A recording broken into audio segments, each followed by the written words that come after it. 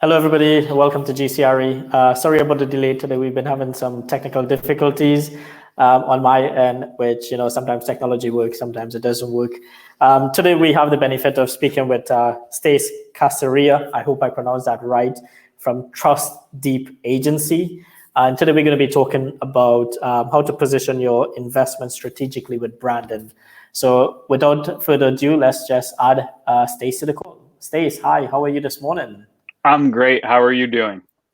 I am doing absolutely fantastic. Apart from the little technical error we had this morning, but it seems to be working really well now. So, as they would say, the show carries on, right? That's right. You got to move on. Got to keep going. Yes, I think it's probably because I changed office. I'm in one of my offices in Zurich. So normally I work out of the studio, but today I had some early morning meeting, so I'm here right now. So I'm looking forward to this show. It's quite an interesting topic. It's very different to what we normally have on the show, but the viewers are very excited to hear about this. So I will hand over to you now fully to do your talk, and then I will catch up with you towards the end of it again. Sure. Fantastic. Thank you. Yeah, I'm excited too. I've been thinking about this for quite some time, the topic that we're going to talk about here today, which is how to position your investment strategically with branding. But before we dive into that, I wanted to ask everybody who's watching a simple question. Think about a favorite brand of yours and the loyalty that you have to that brand. What are the factors that go into helping you to choose that brand time and time again? What are the things that make you come back to that brand and always select it over other competitors? Now, I don't know what brand you're thinking of, but I can tell you with absolute certainty that you chose that brand or you continue to choose it because that brand generates a feeling for you. And I can't tell you what that feeling is. It could be happiness or pride or a feeling of calm or trust, but I know you're choosing that brand based on feeling. And I'll explain why in a minute. But before we get to that, let's now think about an investment that you made recently. It could be a piece of real estate, could be a different asset class, it could be cryptocurrency, whatever it is. Think about an investment that you made and then ask yourself, why did you choose it? Why did you choose it specifically? Like, you want to invest in real estate, but you chose a specific real estate deal to invest in. Why did you choose that? So again, I don't know what you chose, but I can guarantee you that you decided to invest in that deal based on a feeling that the investment or the person who is constructing that investment gives you. You didn't make a decision based on data. You didn't make a decision based on projected returns. You certainly didn't make a decision based on the details of the deal. The reason I know this is that our brains can't make decisions that way. It simply doesn't work that way. The part of our brain where decisions are made is also the part of our brain where our emotions are kept. It's the limbic system, the emotional center of our brains. And that part of our brain cannot react to words or facts and figures, much less numbers.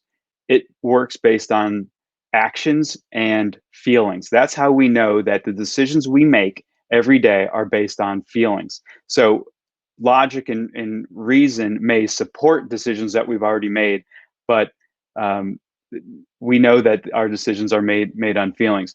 But why are we talking about this, right? You might say to yourself, why is this branding expert talking about feelings? Well, it's because understanding how decisions are made and understanding where they're made in our brain is critical to understanding how to connect more deeply with your customers or your potential investors.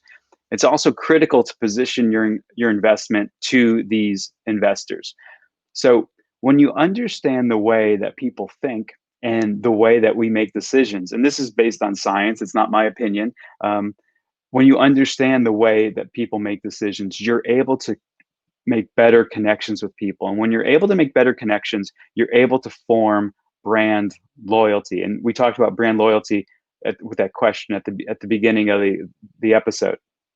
So marketers like me create brands to help businesses communicate their value in ways that generate a feeling or the right perception in the minds of consumers. A lot of times we talk about touching the hearts of consumers, but it's actually the minds. That's where the decisions are made. So branding is what I do, and branding is the expertise that I offer today. You might be asking, what is branding? A lot of people think that branding is nothing more than a logo or the name of your company, or if you say, hey, I've got a website, so therefore I have a brand. You should be thinking of branding as a set of actions that give your business the ability to differentiate itself in a unique way. You have to be able to demonstrate the real value that you can reliably deliver. And that has to go beyond your product or service or the details of your product or service. There has to be something deeper in order for customers to choose you time and time again. So that phrase, unique value, keep that in mind because that's going to come back throughout this conversation. The value that branding gives a business is an ability to focus. It allows you to define your core mission, focus your messaging, understand who your ideal customer is. It also allows you to differentiate yourself through your image and your substance. So we talked about logo before. Logo is certainly one part of your brand. It's an outward expression of your brand, but your image is also it's the logo, it's your color palette, it's the type of photography you use in your marketing, but it has to be backed by substance. And the substance of your brand is the messaging that you put out on your messaging platforms, but it's also your mission, your values, the core principles that guide you. When you have those core principles established, you're able to develop a consistency of message and a consistency of effort. So the brands that have established a core value or a set of core values have a roadmap to guide them through every decision that they have to make, every challenge that comes their way. That's one of the values of branding. And the thing we started talking about at the beginning was loyalty. When you establish a brand or when you go through the process of branding, you're able to have your business stand for something. Standing for something means that you have meaning to consumers or your customers. That helps us generate loyalty. So we can't be loyal to companies or products that don't have meaning to us. It just doesn't work that way. So you choose the same product again and again because that brand has meaning to you. So whether that's you prefer Apple products or you like Nike shoes or whatever that brand is that you were thinking of, Starbucks coffee, for instance, that brand has meaning to you. The brand can create loyalty within you. And something else that is a result of loyalty is brand equity. Brand equity is the value that brand gives to your business. So that's above and beyond revenue that you generate, above and beyond the intellectual property that you have, above and beyond the value of your infrastructure. Brand creates real value. So let's get back to the main topic here of what does it mean to position your investment strategically with branding? So if you're in business right now, at the moment, even without understanding the process of branding, you're likely already applying branding to your service or your investment. How? Well, you probably don't approach people and say, I have a real estate investment, please invest with me. There's more to your offering than that. There are some details that you're offering or a feeling that you're giving people. In some informal way, you are branding it when you describe your investment, whether you talk about, we offer conservative underwriting, or you might say, we invest in value add apartments, or you might say that, we focus on housing for affluent professionals. In some way, you're branding the type of investment based on investor preference or a mission you have, or maybe a particular skill set that your company has. You're giving your investment a light framework, but you're not getting the full advantage you could be with a more formal branding construct. Like, think of it this way. Imagine a few children on a field somewhere kicking a ball around. They might be having fun, they might be, getting some exercise, but they're not really playing in a formal way. If a coach were to work with these children and put them on teams and develop skills and get the kids to work together, they're now working strategically, and they can actually play a game and achieve an outcome. The same way with branding. To position your investment strategically in branding needs to give your investment a framework, to give it some rules, to give it a path to move forward, to get more out of the efforts that you put into it. Branding is a way for you to describe the benefits of working with you in an articulate way. By creating a brand around your investment, you're able to give meaning to your investment. And the results there are the benefits we mentioned earlier: consistency, focus, differentiation, clarity, and this one's important, increased demand. Strategic brand positioning gives you the ability to offer terms that are more favorable to you. So if we think about products on a store shelf, the product that has a lot of demand is able to charge more. That company generates more profit.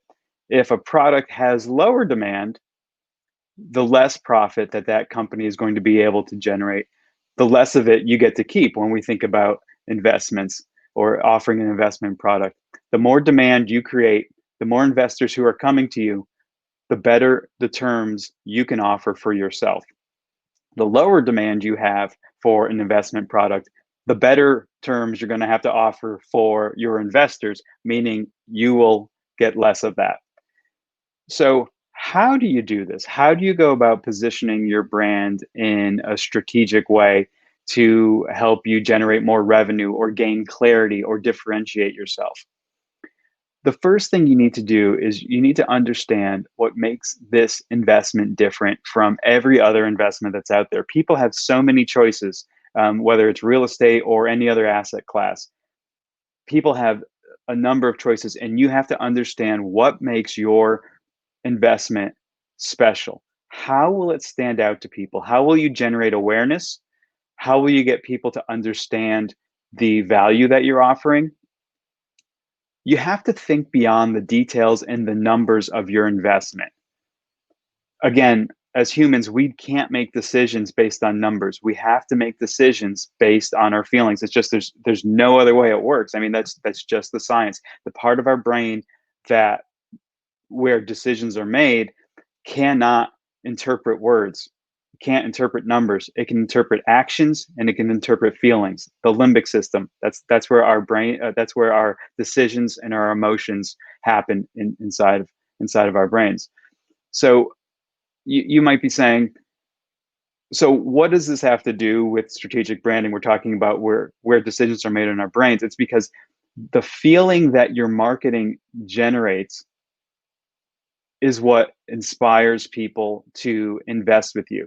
So even if you haven't gone through a formal branding process, you may understand that. And so you may be creating some messaging, some marketing for your investment. And you may say, well, how do we want people to feel about our investment? And if you say confidence, well, that's a good starting spot. But I guarantee you, every other investment option out there, that's the emotion they're starting with too. They want people to have confidence in their investment. So you're going to need to stand out in some way above and beyond that. Every car maker or automaker wants to inspire confidence in consumers, but they go out of their way to differentiate themselves so that people have a choice, and you can choose a product that better fits your need. This comes down to understanding who your core audience is. You need to learn, in your case, learn more about your ideal investor, your target customer. And one of the first things you have to realize is that not everybody is your customer. Not everybody can be your customer. You need to focus on a specific subset of every investor out there. Because if you don't, you're going to make marketing messages that are so vague and broad that you're not going to appeal to the right people. Your message has to resonate, and it has to have meaning. In order for it to in order for it to have meaning, it needs to target people who have the same goals or the same mission. Some marketers would suggest that you create customer personas, and that's been a valuable tool for decades. I believe in a different way. I believe you get a better understanding of the true need that your customer needs you to answer by creating a jobs to be done um, template. So jobs to be done is a process where you think about not the person who you're selling your investment to, but what that person needs out of your investment. Jobs to be done is incredibly helpful in narrowing down the value and the specific differentiation of your product. Another method to create strategic branding is to understand the people who are behind the investment. So people don't invest in deals without first trusting and understanding the people or the business that's behind the investment, because ultimately we're investing in people who are representing a deal to us. We have to ask ourselves, do we trust them? What's their track record? Do they have credibility?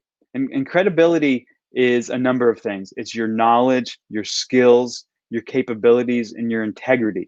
Integrity is the values that you have. Like, how closely do your actions align with the values you have? That's integrity. So people look for others whose values match their own. They look for people who understand their needs. We want to work with people who share the same goals for an investment or any other product.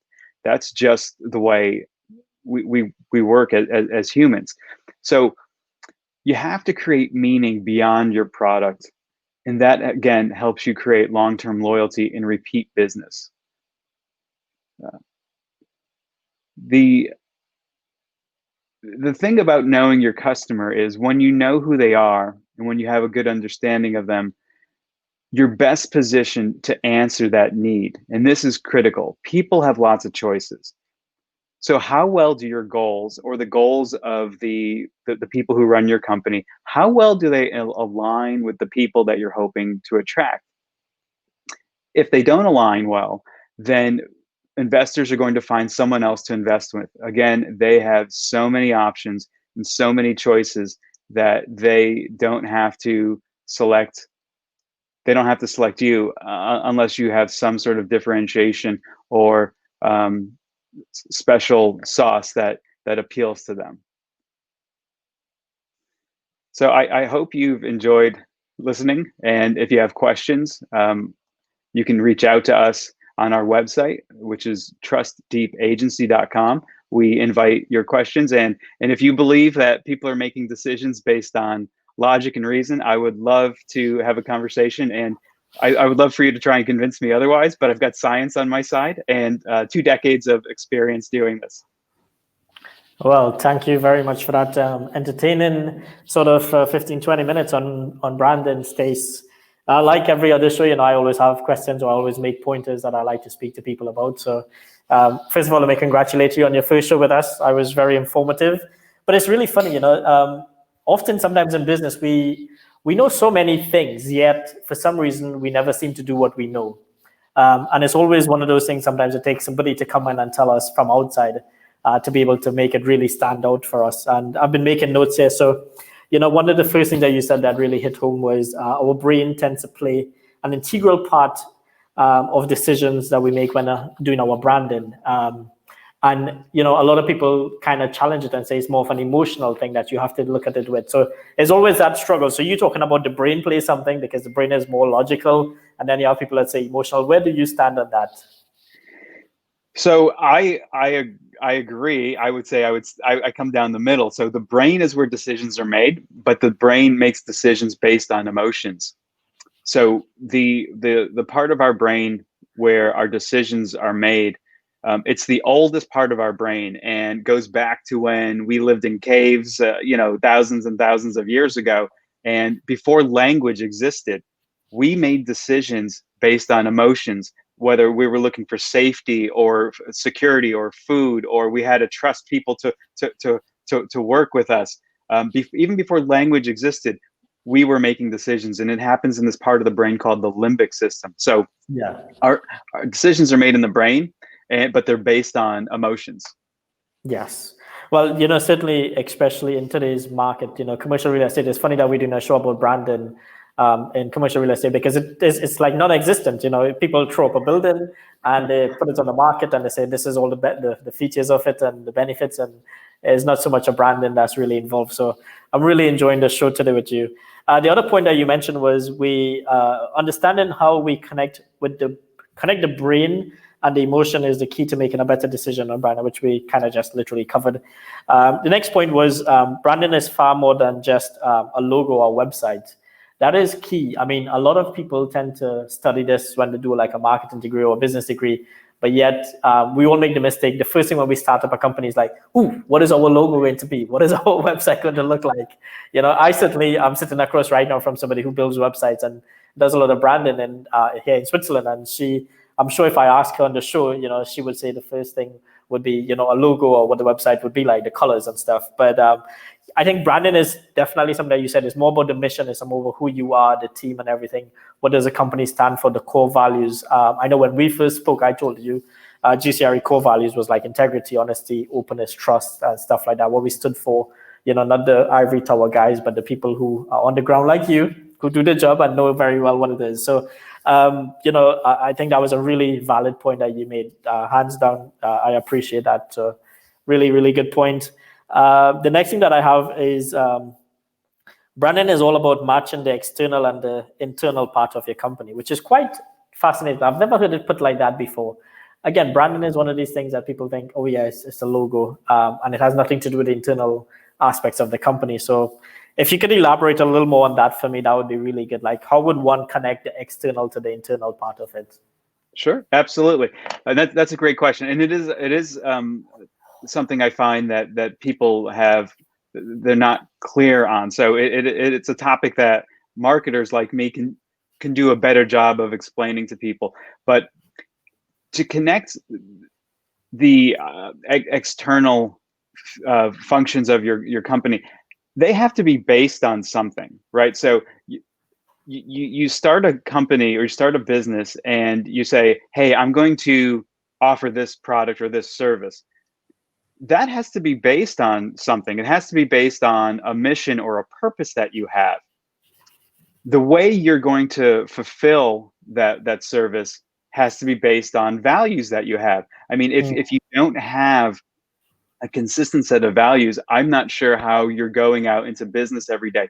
So there are personal brands and then there are business brands. If you're That's a correct. personal brand, if you're the face of your business, well then those values and that mission probably comes directly from you. We think about there are people like like Tony Robbins, for instance, the motivational speaker. That's a personal brand that has scaled up and become a business. But the business is based on his personality. It's based on his values. So if you're not a personal brand, if you're a business, what are your values based on? You have to go through a process to say, these are the things we believe in, and these are the things that are going to guide us toward our goal. You start in business and you have a mission the same way as you do, and you have a goal of for instance, becoming the number one platform for commercial real estate and information and entertainment in the world. You have to have values that will guide you there, because if you don't have a plan, if you don't have guardrails, you may not make progress. So it works the same with any organization. Yeah. Your values have to guide your messaging, have to guide every interaction you have with customers, and have to guide the way you work with your employees. Yeah, no doubt. And I think a lot of people get carried away with this today, with the Instagram of the world. A lot of people, oh, I got a brand, I got 1,000 people following me and it's a business. Well, actually, it could be one could argue the point, is a personal brand or is it a business brand? It's not a business unless it's making money commercially and it's a viable option. So it's a funny topic, Brandon. I'm sure we could end up into a lot of different conversations here, but we'll keep it on track today. So the next point I have is, what does your brand stand for? What's the meaning behind it? The emotive feeling that it leaves your client or customers feeling. Which again, when you bring it back to the world of commercial property or real estate, for that matter of fact, I think they're very good at building, complexes and buildings, and they're very good at, coming up with beautiful designs that's going to leave kind of an emotion to it. But very rarely do you find a brand in the commercial real estate world or the real estate world that says what it is they do. I think Simon Sinek, who wrote Start With Why, is a perfect example of this. Yeah. If you ask somebody, tell them to tell you about their business, they tell you what they do and how they do it, but never why they do it, right? Right. And everything starts with the why, and I think that's where Steve Jobs from Apple did a fantastic job. The 1985 ad that they ran back in the 80s was a perfect example of that. So I think definitely the commercial real estate will, especially our clients who are looking at this, they really need to be able to put a brand in, a message in, an emotive feel into it when they sell it, because I think they'll see a lot more sales happen probably, but they're still thinking commercially.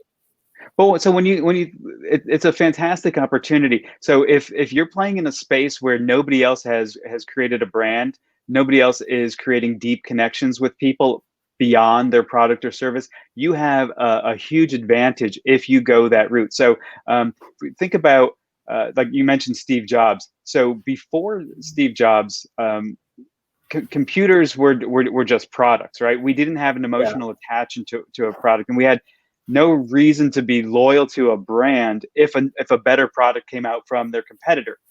But with Apple, there are people who are hugely loyal to Apple, and loyalty like that gives you the ability to generate long-term customer relationships, and people will forgive you if you make a product occasionally that doesn't live up to the expectations. The same way we trust people around us, so we forgive people who make mistakes, and we have loyalty to our friends, even though some of them might be flawed. That's what the opportunity is for people in the commercial real estate space, to develop a brand. And I'm starting to see it more and more with some of the businesses or buildings I see built here in the Boston area, where they're creating a feeling.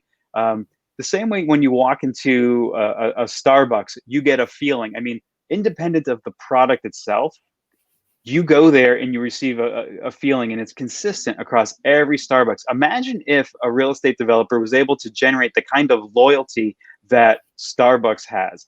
So I would live in that building forever. I would tell my friends to live in that building. Like they would raise the rent. I wouldn't question it. I would be happy to keep living there. That's the sort of potential. Yeah, no, definitely. And I think, it's that's one of the reasons why I wanted to do this show, the season with you, because I think the idea in GCRE is to help people not only to enter the commercial real estate world, but to encourage those companies that are already there and trade in to actually do something a little more innovative and creative in helping them to get out of this, crazy world that we seem to be living in right now with pandemics. Even though I think there's a pandemic happening, I still think, there's a lot of scope. And talk about really good branding there for you. They branded this as a pandemic. If that isn't a good job of branding, I don't know what is. But this is a TV show about real estate. We wouldn't get into the COVID side of it. So the next one I have is understanding your client and customer is the core to building out your brand. So understanding who they are, what they stand for, what they believe in is a really critical thing to being able to do this. And I think this is probably done more so in the more business world, again, financial world, every other world apart from the commercial real estate world. So what are your thoughts on that? Like, what would be, if you were to give somebody who's looking at this, a professional, say top 3 things for them to really understand when understanding the client, what would be the 3 top things you would choose? I'd start with understanding what your investors need from you. And what your investors need from you is more than a return. They can get returns anywhere. So let's say you're promising a 10% return on their investment. You have to understand what they need beyond that, because we all have things that we need, whether it's comfort or safety or security or trust or whatever those things are, because there's somebody else who's offering a higher return than you are right now. If you're building your business based on the return, you're not going to, there's always going to be a competitor who does it Yeah. better than you or offers something a little bit better. So understanding their need is the first thing I would recommend.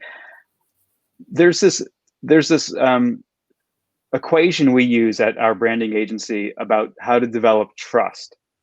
And it has 4 components. And I don't want to go into them now. It would take a lot of time. But one of them is empathy.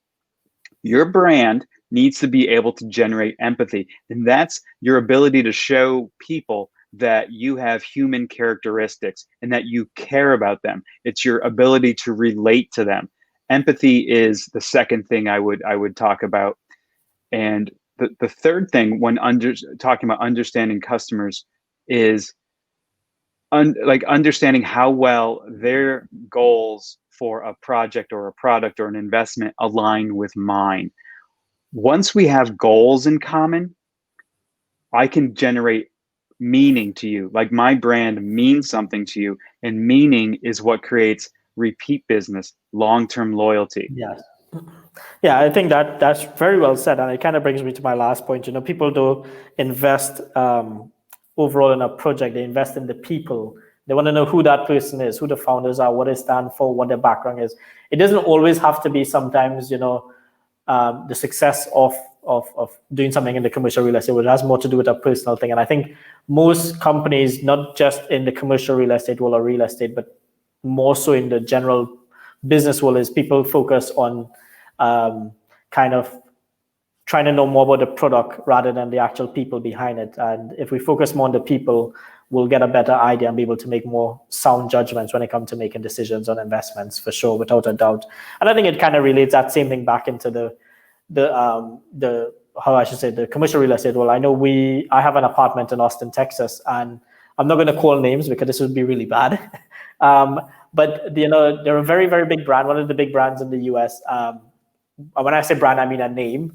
But they don't really care about their people. And I think, you know, when we try to get hold of them to complain about anything, it's always a nightmare. So I think, you know, that's a brand that I would never support or even take an apartment from again, because the leadership team in it really doesn't work very well. And I think for me, that bothers me because, you know, a brand is not just about the product, but it's also about the people and making sure that they care about you, as you said earlier. That's interesting. So and I can make this point quickly. So the reason you want somebody to care about your product, or care about your brand beyond the product, is that your example there is perfect. You will never recommend that management company to anybody else. You will probably never want another one of their units because they might be only considering or thinking about the product. When we think beyond the product and we care about the brand itself, you have the opportunity to generate loyalty. If they could generate loyalty, you would recommend them, you would invest with them again, you would have multiple units. Yeah, no, definitely. And I think that is the mistake that a lot of people are not doing. And it's funny, we did a talk with a guy called Hada Goldman, Greg Dickerson, and myself on technology and the role that technology is playing now, especially in the multifamily complexes, where, you know, being able to communicate and use technology to create loyalty with your clients or your customers or your tenants, for example, is very key and critical today in actually building a brand and actually making it more successful than the others out there. Mm-hmm. Absolutely. I couldn't agree more. Yeah. So Stace, that's the time we have for today. Just to kind of wrap up everything, can you, if anybody wants to get hold of you, how would they, what's the best way to get hold of you going forward? Sure. So they can reach out to us on our website. It's trustdeepagency.com. That's one word, Trust Deep Agency. And from there, you can read a lot of the content that we have about branding with real estate for real estate investors. It's something we specialize in. I'm an investor myself. So yeah, our website, Trust Deep Agency. Okay, cool. Great. Well, Stace, it was nice to speak to you. I hope you have an enjoyable day, and I will catch you a little bit after this on the other side. So thank you again for coming on the show. We look forward to doing a show next week again with you. I look forward to what the topic is going to be. Should be very exciting stuff, but thanks for opening up this opportunity. And guys, as a professional in the commercial real estate, well, I have to say, you know, the impact of what branding can do for your business is something that you should start taking seriously. And we would we have no affiliations to people because we're quite neutral on this show. As we say, I live in Switzerland, so I have to be neutral. It's always a good joke. But I would strongly recommend giving Stace a call and touching base with him, and he'd be more than happy to speak to you and kind of do analysis on where your brand is and how we can make it better for you going forward. So, guys, that's all the time we have for now, but I will speak to you all soon, and I look forward to joining you on the next show. Take care. All right.